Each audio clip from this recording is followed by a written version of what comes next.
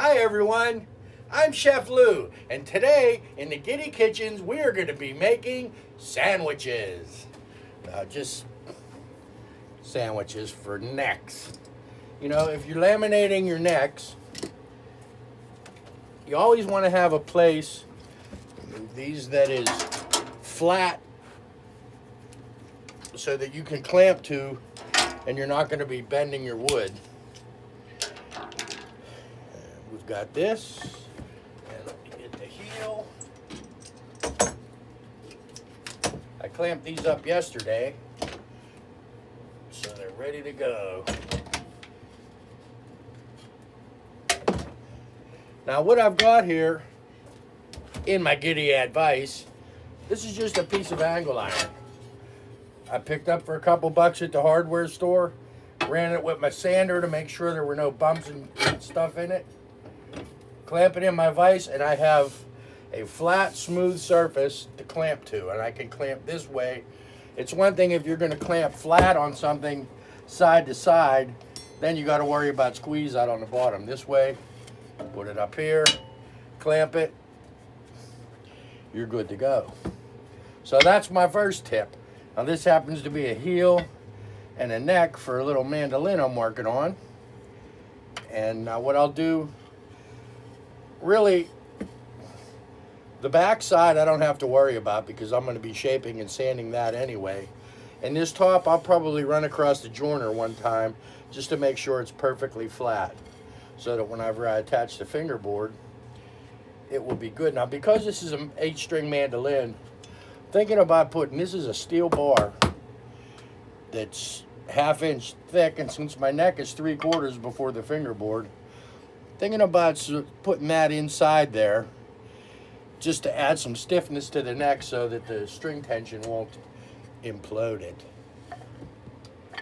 And the other thing I want to show you is the headstock.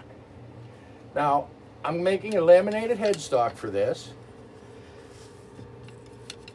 and this part matches the neck, and I'm decorating it. I got a couple more pieces of walnut. This white wood is maple, the rest of this is walnut.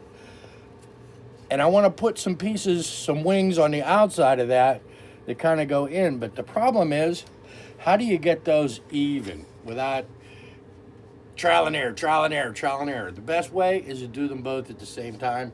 And let me show you what I mean. Let's move over to the bandsaw. I've taken both of these will be side pieces. I took them and flipped them apart, or flipped them up and taped them together. Now I can make one cut on my bandsaw, almost like the marquetry fingerboards.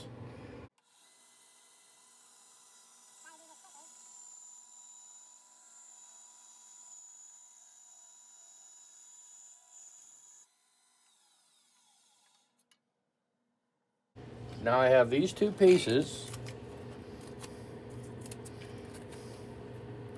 that I can put on my sides.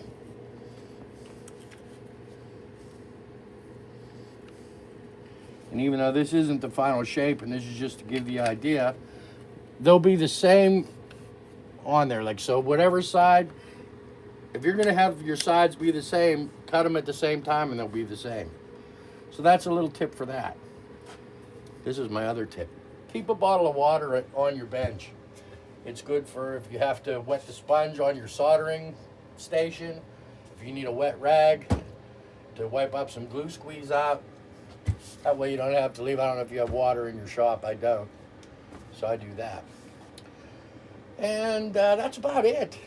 I got one more thing I want to show you. Come on, you guys have all seen my shop. You've been in here a bunch of times. You've never seen what's out there. I'm going to show you what's out there. Come on, take a walk. This out here is our live room where band practice happens. My son's bands, my bands. Whoever wants to come and play music, we have a dedicated room to do it in. You know, we have the drums set up all the time. Those are my son's drums. There's amplifiers over there. We have the keyboard section with the Hammond organ right here, and you can add other keyboards. There's a big amplifier and speaker cabinet for that over there. All the cables hanging neatly on the wall. There's a little mixer and a PA here for doing vocals and amplifiers. So this is our jam room. Not many people have gotten to see this before, especially on videos, so enjoy it. All right, well, that's gonna about wrap it up. So until the next time, have a good time. I know I will.